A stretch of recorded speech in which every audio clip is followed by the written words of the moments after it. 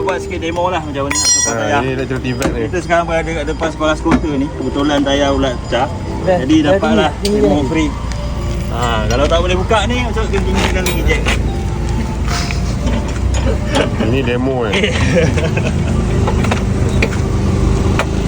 Kita kejap sikit lah. Okay, ni tayar dia Alah, siap. Make sure tayar spare okey lah. Spare dia jalankan tugas sebagai tayar lah. Lagi kena kerah lagi lah. Ni tak boleh ni? Tak boleh, pakai ni satu tak boleh. Kau tukang tayar kau ketat sangat tu.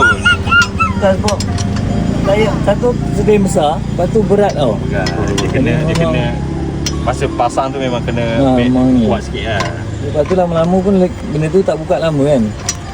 Memang jadi ketat. Sikit lah. Tengok gaya ni. Gaya motor keunggulan. Jangan guna tangan. Kaki ada pakai kaki.